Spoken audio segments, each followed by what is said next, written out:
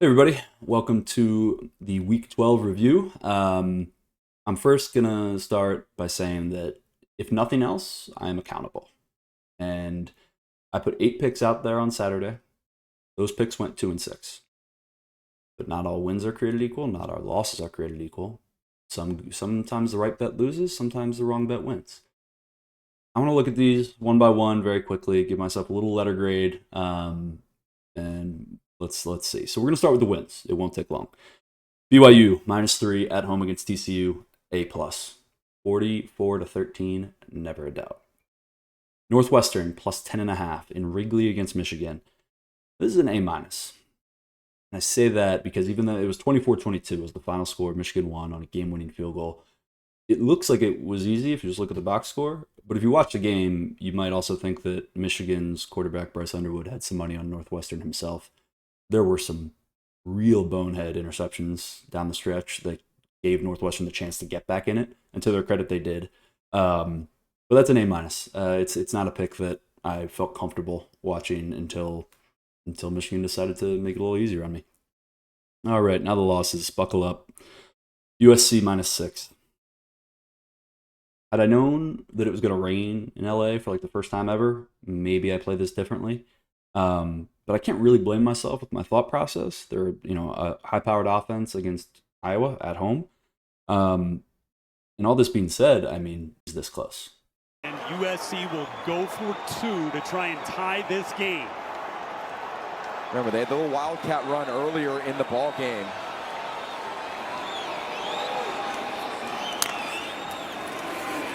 Oh, they're going right back to Makai Lemon. Just a bit too tall. They convert that. Their stud receiver catches that, and I'm 3-5. But alas, B. All right, Alabama -5.5. B minus. I like my thought process. Brent Venables in Oklahoma going into Tuscaloosa against one of the best quarterbacks in the country. If it wasn't for Bama's back-breaking turnovers in the first half, maybe it's a different ball game. But I get a B minus again, really only because I get where I was coming from. But credit to Oklahoma, that was a hell of a win. UVA Duke over 59. C. Honestly, C minus. I'm gonna throw the minus in there. The minus is because it's the ACC and it's just annoying. It's an annoying conference, as I'll talk about later. So it makes it doubly annoying to lose. They only scored 20 points in the first half, but it ended 34-17. So had they had that pace early on, maybe I'm singing a different tune. Okay, this will be quick. Texas +4.5. Bills 35-10. This was me being influenced by a Texas fan, which is dumb. Don't do that. Don't listen to bias sources. D minus. All right, Notre Dame Pitt over 54.5. This game ended 35-17. That's 52 points. Notre Dame missed a field goal, and Notre Dame was stopped on 4th and 1 on the goal line. They threw the ball instead of giving it to Jeremiah Love. So you know what? That's my best loss of the day. Loss of the week. B plus. Can't get an A. It's still lost. And then IU, Indiana -29.5 at home against Wisconsin. C plus. You win some, you lose some. They won 31-7. So had they either shut them out, they cover, or scored one more touchdown, they cover. It is what it is. I think I just fell on the wrong side of that one. And I got to remember that Indiana is no longer a well-kept secret. People know that they will steamroll teams. So I think that's priced in, and I got to keep that in mind going forward. All right, diving into the games. Let's start with one of the craziest ones of the day. Texas A&M beating South Carolina 31-30. If you missed it, A&M was down 30-3 at halftime. It was one of the worst halves of football I've ever seen. Here's their drive chart from the first half. Field goal, missed field goal. Fumble return for a touchdown. Punt, punt, punt, missed field goal. One of the worst interceptions you've ever seen. Another one of the worst interceptions you've ever seen. Halftime. Their second half drives.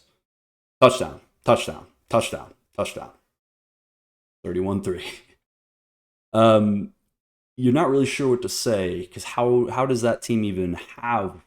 How do they even Like, what was the first half? In what world can that ever coexist with the the elite performances we've seen from A&M? But that's college football, baby. A&M was given, I think they were given 28, something to that effect.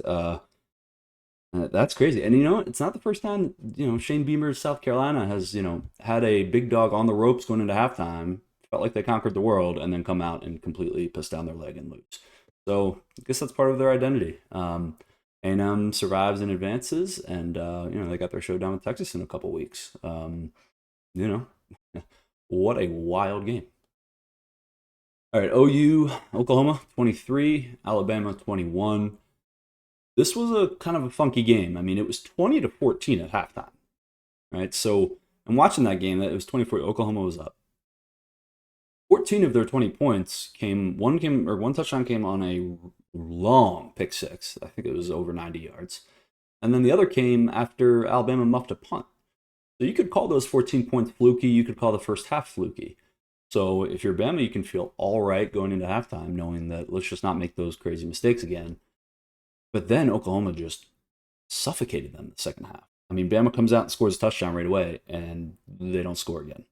After that touchdown, Bama punt, Bama fumble, Bama 3 and out, Bama downs, game.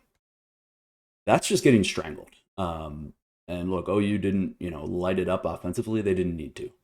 Gamatir's just a dog. He didn't have the greatest, statistical game, but he didn't need it. He did not need it because he got his defense.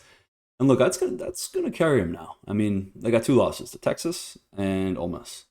Their last 2 wins are at Tennessee and at Alabama. I mean, Brent Venables has gone from potential hot seat to, I might be getting ahead of myself, but maybe coach of the year. I mean, he's done an unbelievable job there, establishing his identity, being that tough defensive team, which ask us 5-10 years ago about that at Oklahoma, we say no way. They were Big 12, playing patty cake, scoring 60 points a game. This is a hell of a win. There's just no two ways about it. And Bama's got to right the ship. But, now what are they? That was only their first conference loss, so Bama's still in the running for the SEC championship. But look, can we really assume that Bama's going to beat Auburn in Auburn in 2 weeks? I mean, I know we want to, but far better Bama teams have lost to far worse Auburn teams in the Iron Bowl, especially in Jordan Hare. But we'll see. That was a hell of a game, though. Georgia 35, Texas 10. I was watching this with a Texas fan, and we felt okay. Felt like this game could eventually start to turn the Longhorns' way. But then when it became 21-10, and you're just teetering, and Kirby Smart channels his inner Nick Saban and does the most perfect surprise onside kick you've ever seen. To 11, emphatic answer, and now an onside kick, going to steal a possession, and it works! Georgia recovers the onside kick, trickery from Smart, stealing a possession. That was obviously when that game ended. I mean, they scored 2 more touchdowns after that, but just what an impressive statement by Georgia. They are all the way back. I think in terms of ranking teams you don't want to see in the playoff, with not talking about the top 3, Ohio State, Indiana, Texas A&M, Georgia is number 1. I do not want to see Georgia, but people will, and you better watch out. They're well coached. Stockton's playing great, and they might just be peaking at the right time. We all know how important that is. All right, got to talk about the Big Ten just a little bit. And I'm just want to give USC some flowers, even though they didn't cover the spread, as I discussed earlier. But this is a win that I would call gritty, and that's not a word I've often used to describe USC wins or even performances. So, winning in the weather against a tough Iowa team right before they go to Autzen and play the Ducks is so enormous for us, really, as fans. Had they lost this game, that game against Oregon loses a lot of juice. Now it's got all the juice, and it might be a playoff game. It's almost a de facto playoff game. I don't see why they can't go in there and win. I know that they're not going to have an advantage. Their coaching's not going to be an advantage. Quarterback's at best a push. But if we're talking about, with just trajectory, I really like how USC is running into form this time of year.